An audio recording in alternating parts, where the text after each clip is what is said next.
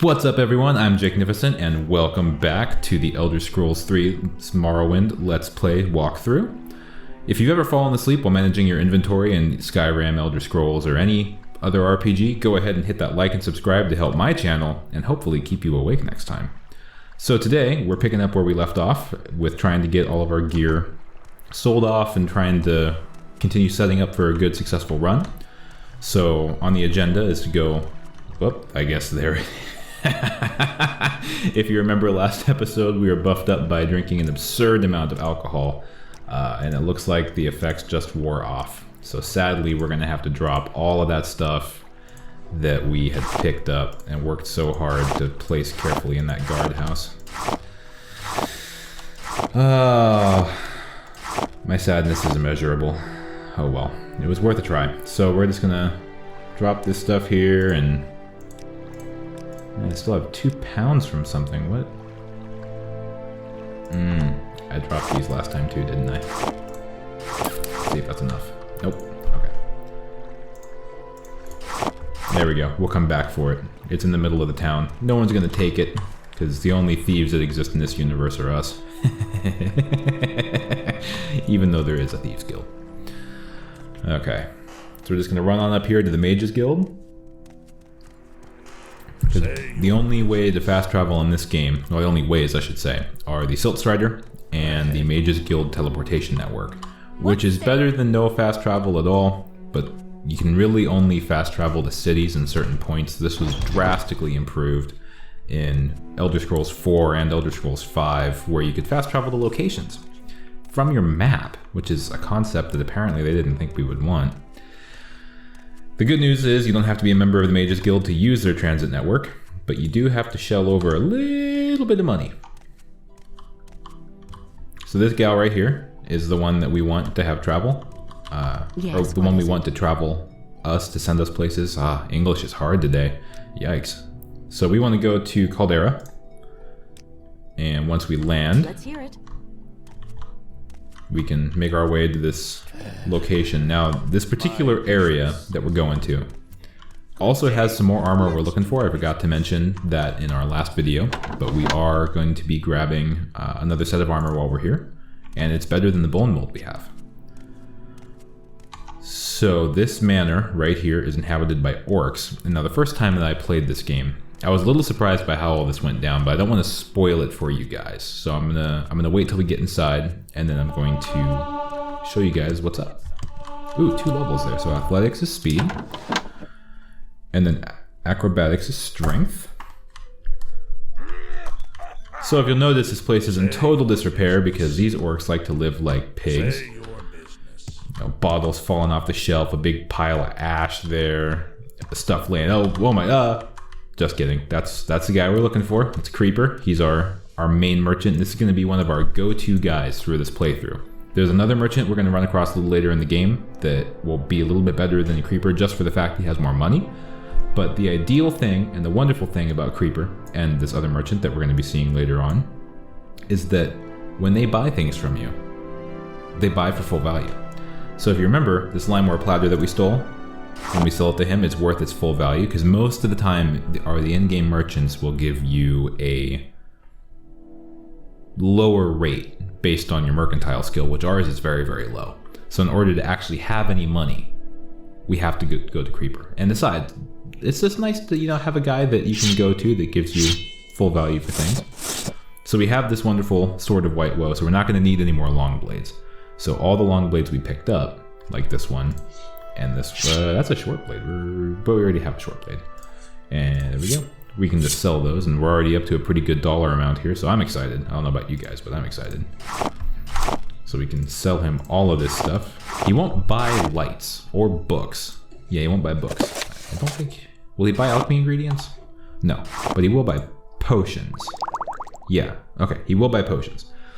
So we can sell him all that. He won't buy clothes. Okay. So we can sell him all that stuff, and that'll be good for this run. We want to hold on to that so we can use it. So we'll offer that to him. He'll give us that cashola, and we're good to go. All right, so before we leave, we're gonna check out this guy's place a little bit. Oh, we can use that. Not even gonna hit me, man. Oh! Now, if you'll notice, we're just stealing things indiscriminately, and we're not getting in trouble for it. That's the thing that shocked me the most about this area. There's actually a couple of places here where there's some decent gear. I just gotta remember exactly where it's at. And you can just steal it. And they don't do anything. Like, they're just totally passive about it. And it's great. I just don't remember. Ah, there it is, the Orcish gear. Beautiful, beautiful gear. We're gonna take all of it. Do you take me? Yeah, I do. You're not reporting me to the guards. You're not trying to attack me for taking your food and your armor. Of course you're a fool. Alright. So that was one of the main things that we came for today, was that Orcish gear. So what we're gonna do, we're now gonna equip that and swap out all the pieces of bone mold that we have for this gear. I guess that bone mold was a little bit of a waste, but what we can do with it now is we can sell it to Creeper Boy, and he'll take it off our hands for a decent amount of cashola. Like, look at that, we're already up past 2,000 gold, and we've only been playing the game for an hour, maybe. So this is a great way to start your playthrough out if you're looking to run through this quickly. I forgot it. Clearly they don't like reading. Alright, so we got a point in speechcraft there, which is a personality-driven trait. So we can take a little mark there. So for those of you keeping score at home, I'm just writing this down on a piece of paper, but we have leveled up 2 skills so far that have been governed by speed. So we've got 2 points toward our speed attribute.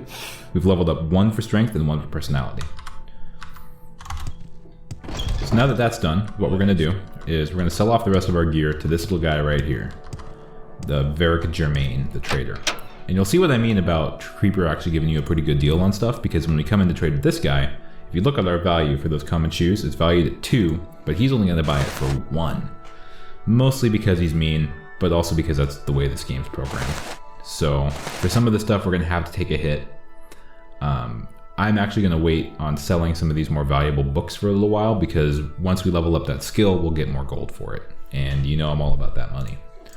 So we're going to sell the such a low price. Let's see if I can bump him up. Oh yeah, bartered him up a gold piece. I'm the man. Alright, so we're going to head back to Balmora now, and we're going to finish out this gear run. Alrighty guys, we are back in Balmora, and we're gonna finish out this gear run now. So if you'll notice, I'm jumping a whole lot. It's to level up our acrobatics ability so that we can get that nice strength buff. Plus, I'm in the camp that it makes us move faster. We leveled up our acrobatics 1 time while we were hopping around Caldera trying to get back to the Mages Guild. So I've made a note of that now. So we've leveled up 2 skills that are governed by strength. Excuse me, sir, I would like to get past you. Am I gonna... There we go. And then while we're here, since we had to drop some of our gear on the way to the Mages Guild... I'll come back for you, I promise. I want to see what else is in this guardhouse over here. My hope for this episode is to make it a little bit shorter, since our last episode ran so long. I don't want to eat up all your guys' time. Oh, I guess this is not a guardhouse. My apologies. This is... I guess there are only 3 guardhouses in Vardenfell, Balmora. Okay, so with that we'll pick up that gear that I dropped in the middle. Oh, there we go, another level. We'll pick up that gear that we dropped in the middle of the bridge. That wonderful, wonderful tripping hazard that could yeet somebody into the cold, icy river below.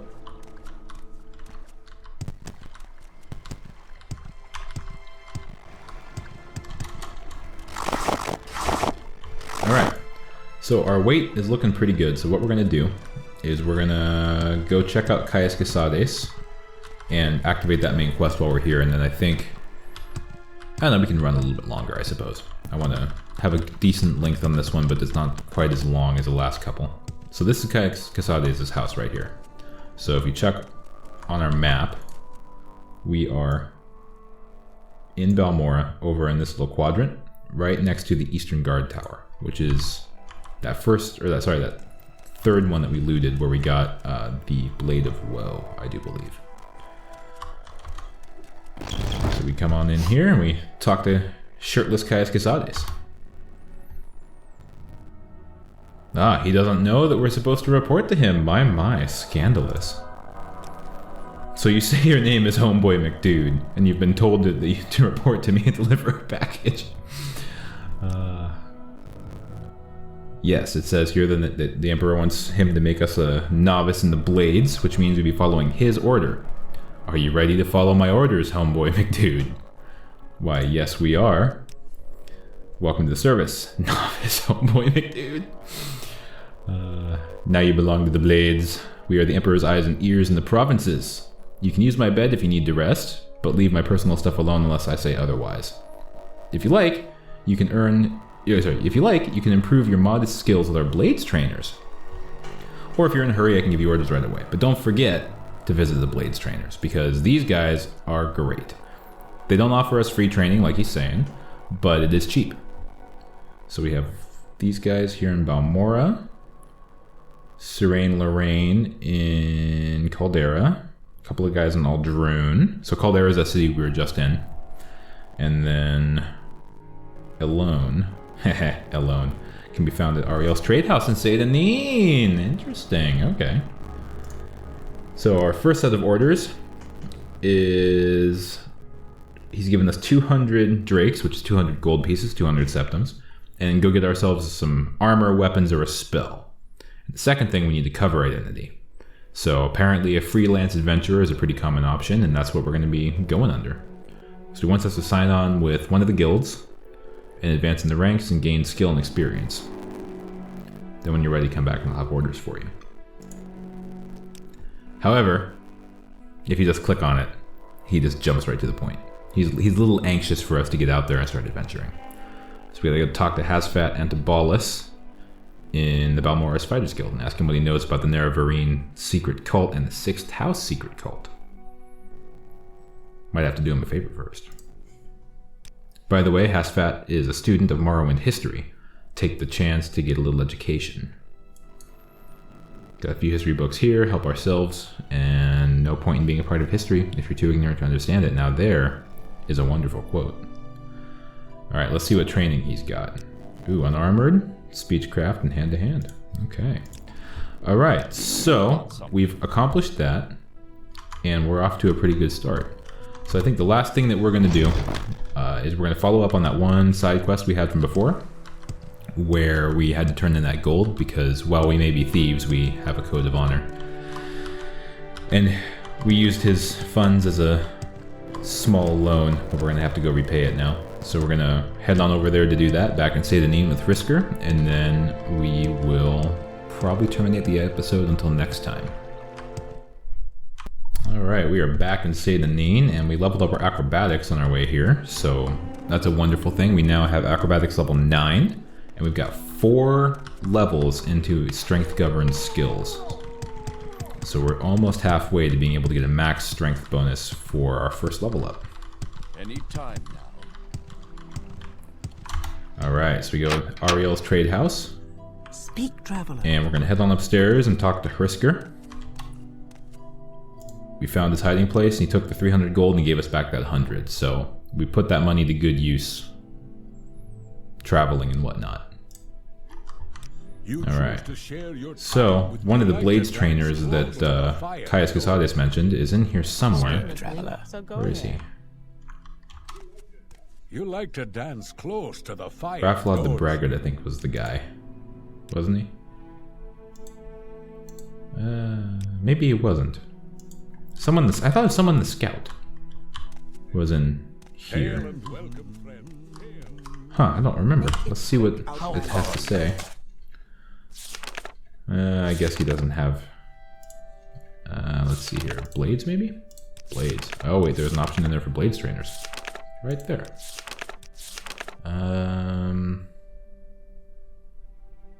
Elone the Scout can be found in Ariel's Trade House in Sedanine. I want to see what he has to train us in, because it's never a bad idea to know where you can get training, because training can be faster than leveling the actual skill in a lot of cases. I I don't see him in here. Sure it's around here Oh, somewhere. there she is. I guess it was a she. My bad. I was looking for Elone the Scout. That was my mistake. So the training she has available: long blade, medium armor, and athletics. All right, so blades. Yep. Okay, cool. Well, we've done that now. I think we have a little bit extra time, so I want to expose you guys to the wondrousness that is combat. Now, this has been memed a lot, and for good reason. The combat system in this game is not the greatest. It was much improved in Elder Scrolls 4. So, we're gonna go beat the crap out of this mud crab, and hopefully not get the crap beaten out of us. And if you've noticed, we've been slowly healing this whole time from that damage we took right out of the gate when we fell off that lighthouse over there. And we're probably gonna take a whole bunch more damage. So, we're using a short blade, a silver short sword, which is governed by our short blade skill, which is down here at a lowly, measly 5. So, even though this guy's right in front of us, we're not always going to hit him. If you notice, we're missing a lot. So we may be here a while. And I might just bring you guys back when we get this guy further down in health. You can see we've only hit him one time, and he's swinging a lot. But that one hit we got in on him gave us about 20% towards our next level. So I will see you guys in a minute. I'll bring you back when he's getting close.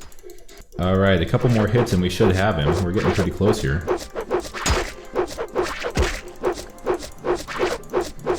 Oh, I think we're down to one more hit now. We just hit him for a pretty good amount. Been fighting him for a minute or so. Oh, and he's dead. Alright. So, that is the adventure there. Interesting little side note, if you hit Dispose of Corpse, it auto-loots their body for you too. So you'll see we have that mud crab meat. And it gets rid of the corpse to free up your processing power.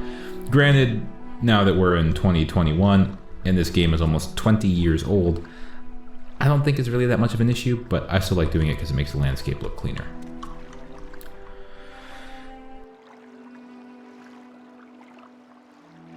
Alrighty guys. So with that, I think that that's going to be the end of our episode for today. Get a nice little backdrop there. So I will catch you guys in another episode. And remember, if you've ever fallen asleep while managing your inventory, hit that like and subscribe to help my channel and hopefully keep yourself awake next time.